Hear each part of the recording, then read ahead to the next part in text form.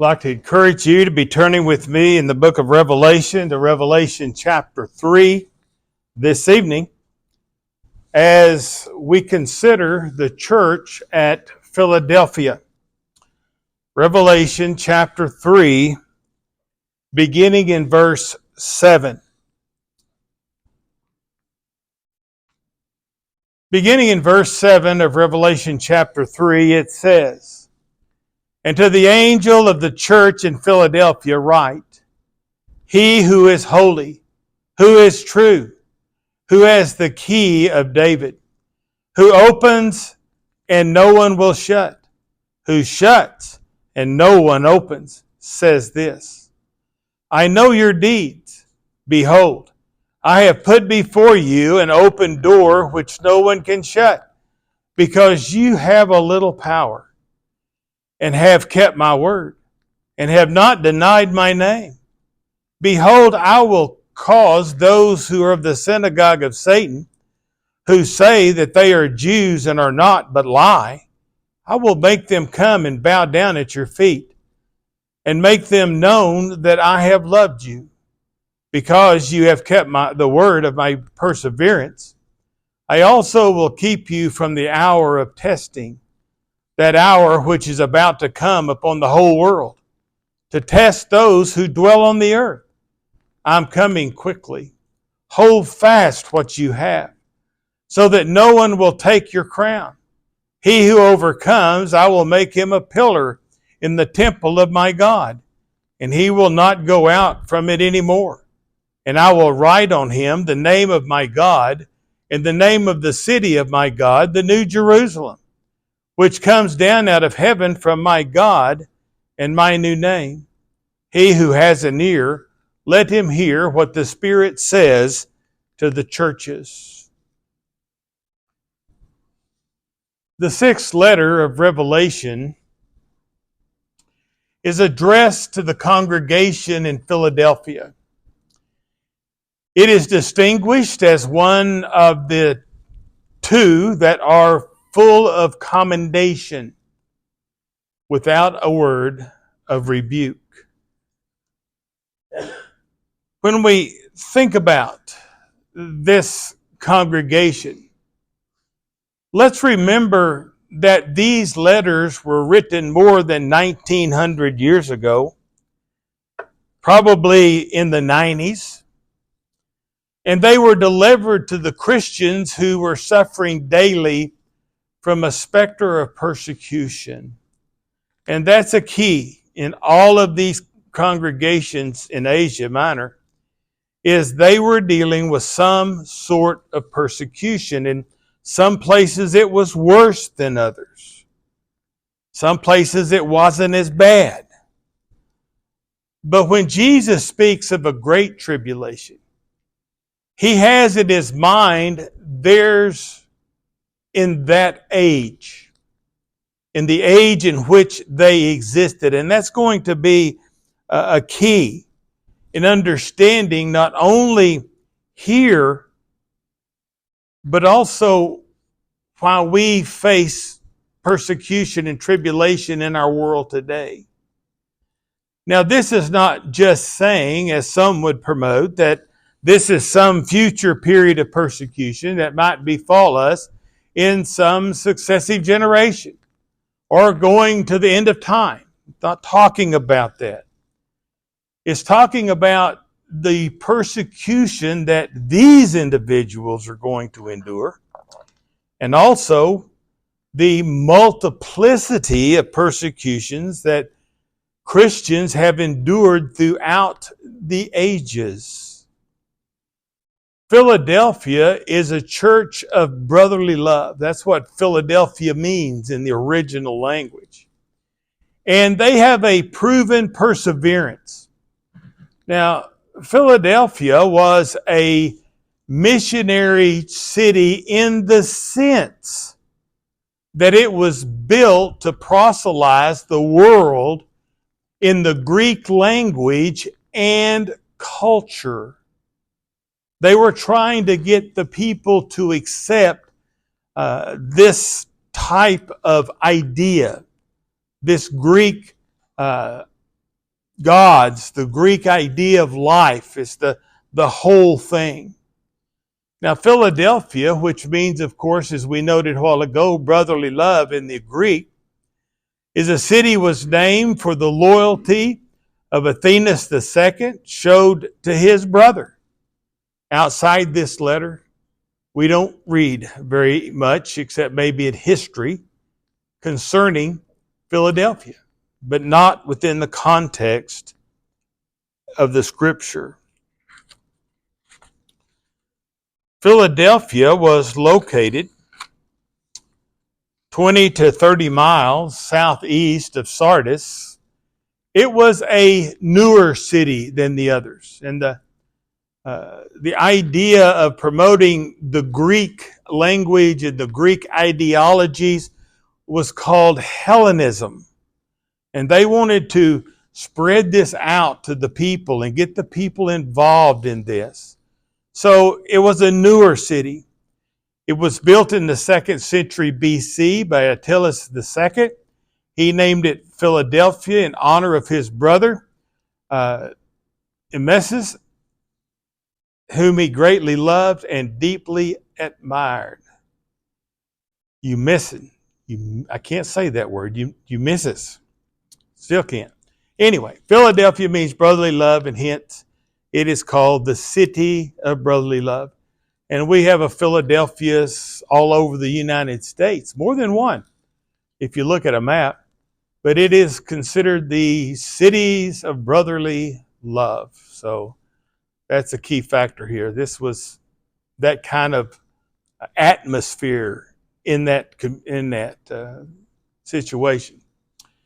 Due to its many temples and public buildings, it was called Little Athens. It had an excellent climate, and it was very prevalent there. They had a great abundance of grapes, and they had a great grape harvest. And they had worship to Bacchus, the Greek god of wine, or Dionysus, the Roman god of wine. It was a big thing there. They produced lots and lots of wine because of the vineyards that was in that area. Located near where Lydia, Misra, and Pergamon met, and on the important highway which made it a commercial success, it was established to spread the Greek culture throughout the entire area, or as we noted a while ago, Hellenism. So that was what they were involved with. Now, here's one of the things you need to think about a society like this. They would allow people to come into this society. They were open to whatever ideologies there was, but they were still trying to change people into this Hellenism, this Greek ideology. Now, they had a problem with this location. A great earthquake devastated the 12 cities of this very district in about 17 AD. Philadelphia particularly was destroyed. It was due to being near that major fault line that runs through there. And afterwards, an extended period of time, they continually had earthquakes. They became known as the town of many earthquakes, or the city of many earthquakes. Some of the citizens actually moved out. They wouldn't live there any longer, but they lived in the area, is what history denotes. So as we see John writing by inspiration to this congregation, he begins like unto the other letters.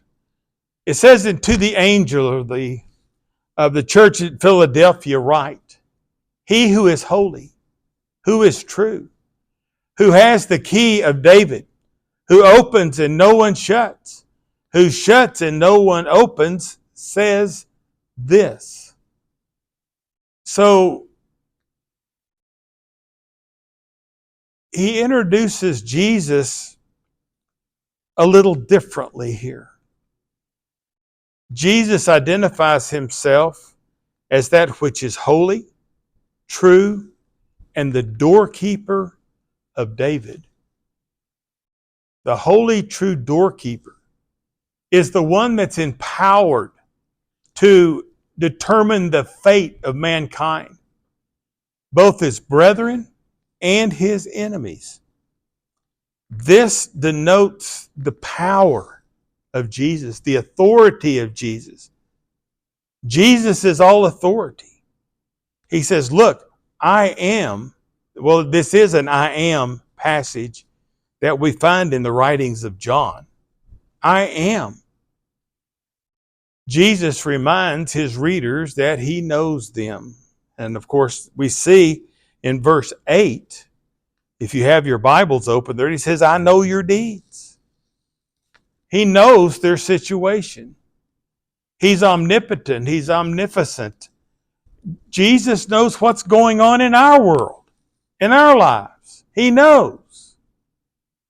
Well, he also notes concerning Philadelphia, it being a missionary city that opens the doors of opportunity for Hellenism, to get people to accept the societal ideologies of Hellenism. It's also an open door and opportunity to spread the gospel.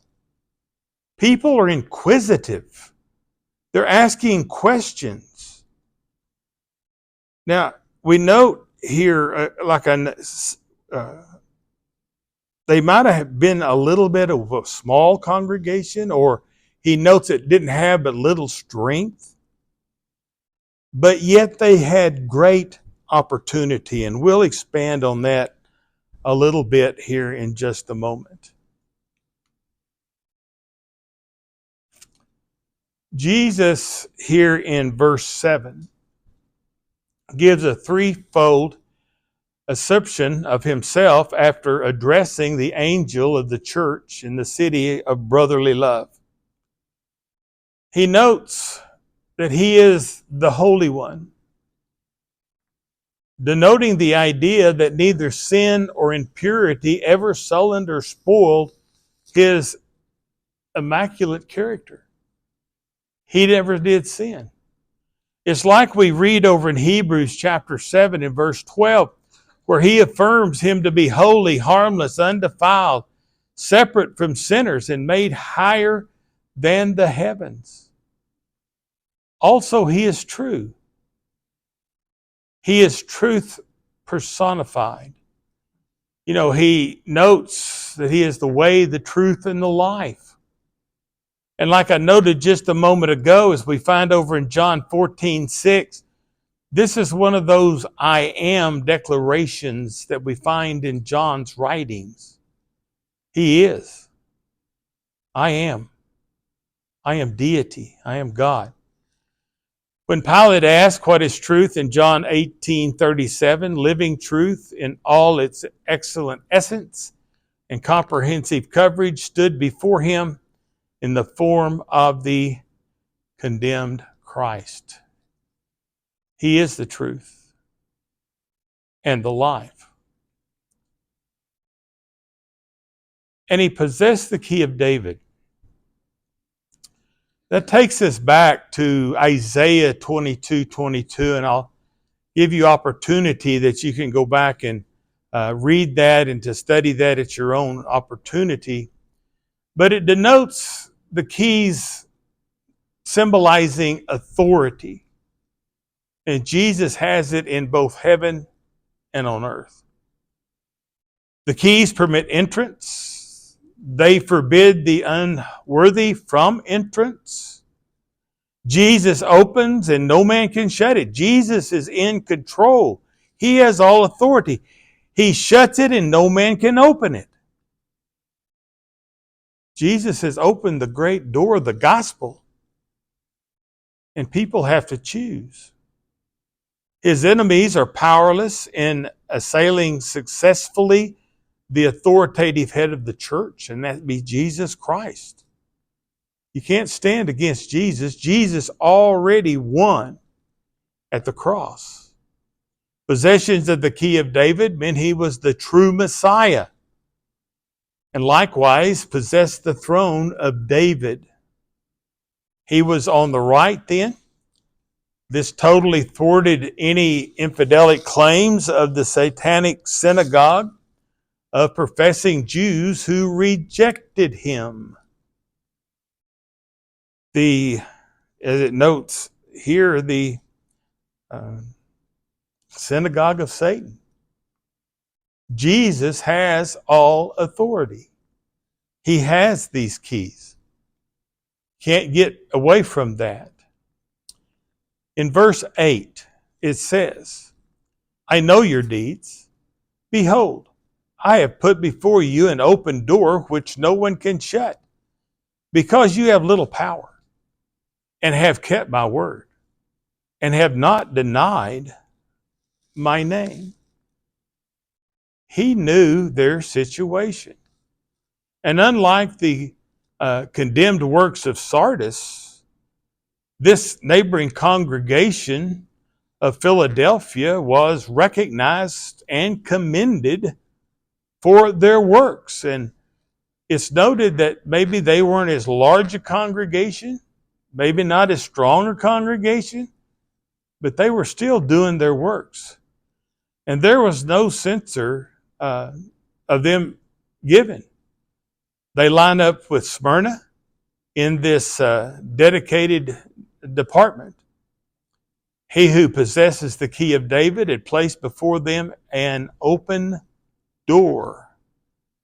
And they had great opportunity here. They had an evangelistic opportunity here. You know, it doesn't matter how large a congregation there is or a group of Christians. We always have the opportunity to share that precious message. And in this society, in this community,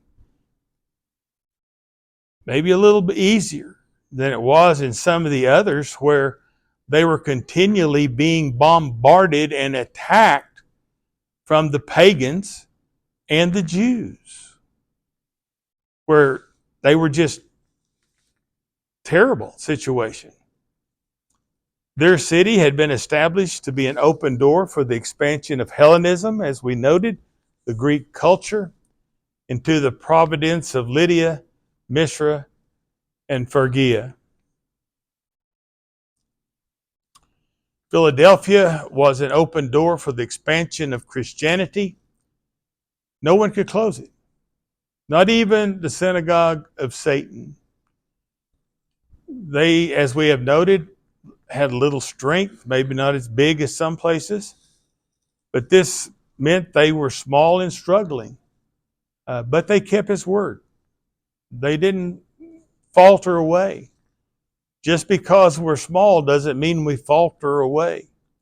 We always stand on God's truth. And this was their positive plus by way of condemnation.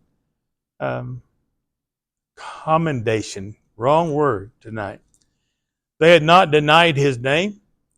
This was then noble negative by way of extended commendation. They stood for Christ. They supported the church. They supported him. And they were for him. In verse 9,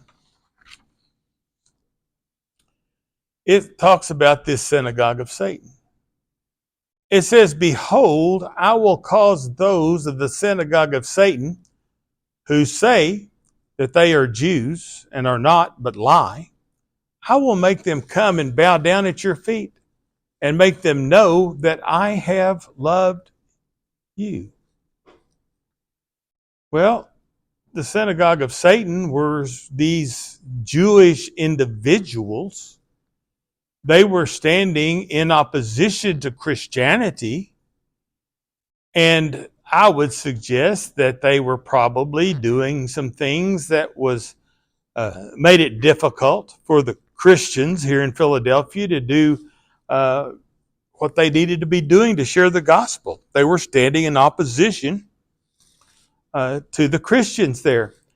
And the thing is that the Jews, as we have noted many other times, they were looking for the Messiah. But they rejected Jesus.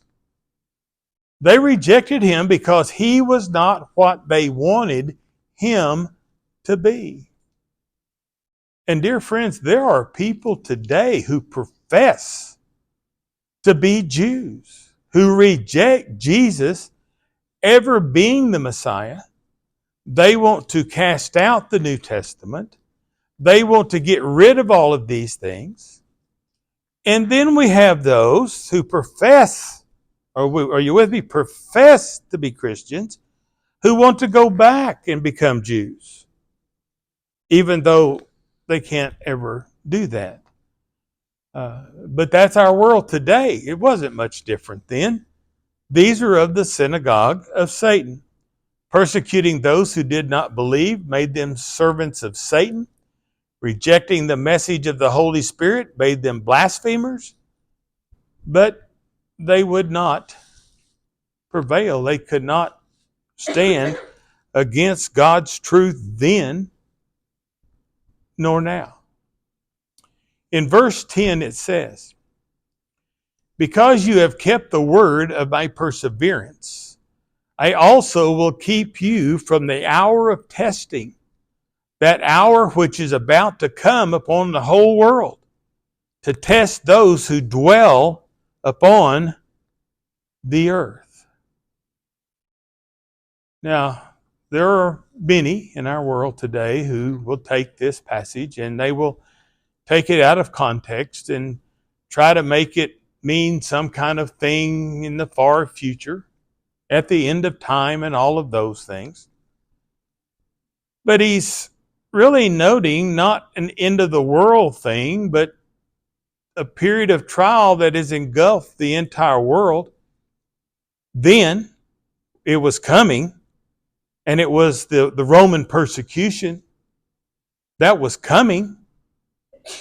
And throughout the ages, Christians have endured persecution. So remember, these congregations were struggling. He's giving them encouragement. He says, look, get ready. There's going to be some rough times coming. You're going to deal with some persecutions. And Jesus promised to keep them strong during the darkest moment of the Roman Caesars increasing their pressure on Christians to honor them as deities themselves, talking about the Caesars, emperor worship.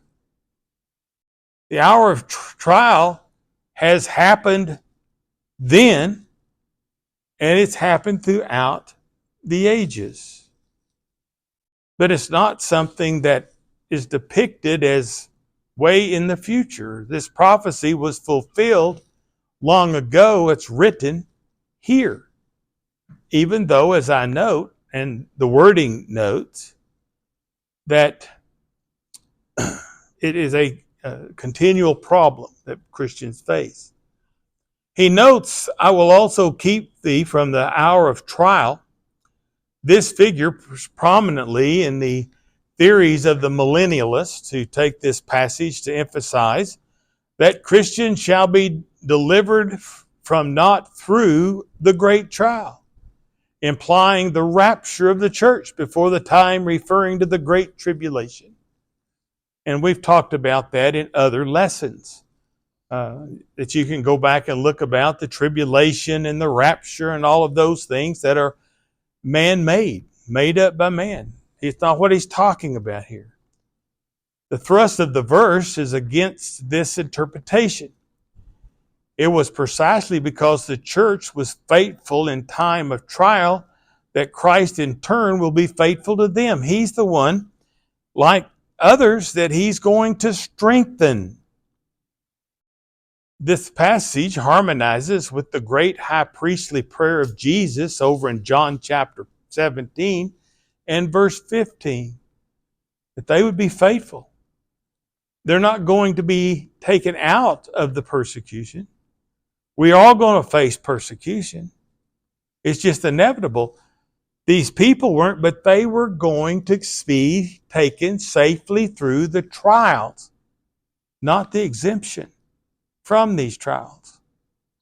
There is no promise in Revelation that God's people is going to escape suffering and death. But there is a promise that no harm can come to their souls from outside, only from the inside. Sadly, it's up to the individual. In verse 11, he notes, I am coming quickly. Hold fast what you have, so that no one will take your crown. The crown of life they were set to wear in eternity was at stake when Rome pressed the saints to worship two gods. Apostasy was possible for those willing to deny Christ and compromise with Caesar. In essence, he's talking about our crown of victory. We can lose it today. People lose the crown of victory today. And that's the crown that's noted here within this passage. But those who overcame the threats to their bodies, families, and livelihood, they would be amply rewarded beyond the grave. You know, Acts 2 verse 7, be faithful unto death and you will receive the crown of life. He's talking about exactly the same thing here to the brethren in Philadelphia. Same thing. He notes that he's coming quickly, but that's no allusion to the second coming, for that event was afar off and may still be for all we know. He would come quickly to aid them, protect them, as promised in verse 10. Jesus said over in Matthew 28, Lo, I am with you always, even until the end of the age. We don't have to walk this struggle alone, because he's walking there with us. They were told to hold fast, cling tenaciously to what they had. At all costs, they were to make double sure that no man take their crown and cause them to forfeit the heavenly inheritance for which they, if faithful, would be the rich heir. You know, no one can take away our crown, but we can give it away. We can give it away. They can't steal it. They can't by force take it. But we can choose to give it away. That's the same word used back in Revelation 2:10, the same word that's used here. It's the Stephanos, the crown of victory. In verse 12, he gives more encouragement here. He says, you can make it through. I'm not leaving you. Verse 12, he who overcomes, I will make him a pillar in the temple of my God, and he will not go out from it anymore. I will write on his name the name of my God and the name of the city of my God, the New Jerusalem, which comes down out of heaven from my God, and my new name. Well, as in all the letters that we've noted previously, he addressed them as overcomers. We are overcomers. Avoiding hell and attaining heaven is really the bottom line. It's our desire. And we want to overcome. We want to beat Satan. Each overcoming exhortation, and each time it's expressed differently and very dramatically. Here, the overcomer is promised to become a pillar in God's temple, suggestive of permanence. Folks, when we make the transition, it's permanent. In essence, when we die, our choice is permanent. And if we are faithful, if we are overcomers, we're going to be permanently blessed. Whether it be in Abraham's bosom or after the judgment in that heavenly abode. We've made the right choice. And he's saying, even if persecution comes, make the right choice. Philadelphia, as we noted earlier, is in earthquake country. In heaven, there would never be any more need to evacuate the city when danger comes because they are the pillar. They're going to stand strong no matter what comes their way. Now, people in Philadelphia knew well the imagery of a great patron of their city who, as a reward for special service rendered, was richly rewarded with his name inscribed in a pillar of the building of the city. The saved one in heaven will have inscribed on him the name of God, ownership, the name of God's holy city, the New Jerusalem, citizenship, and Christ's new name, the shared glory of heavenly redemption with him, for he was so solicitous in John. Look at chapter 14, chapter 17 in the gospel. Well, he closes this one just like he closes the others. He says, "He who has an ear, let him hear what the Spirit says to the churches." In other words, listen to what I'm saying. You're going to make it. And these congregations were looking toward a terrible persecution. They were already, in some instances, being persecuted terribly. But it's going to get worse. It was going to get worse. But they were going to make it. And we look at ourselves today. And we look around the world. Christians are persecuted. But if they are faithful, they will receive the crown of life. And as it notes here in this context, he will write on him the name of God, the name of the city of God, the New Jerusalem.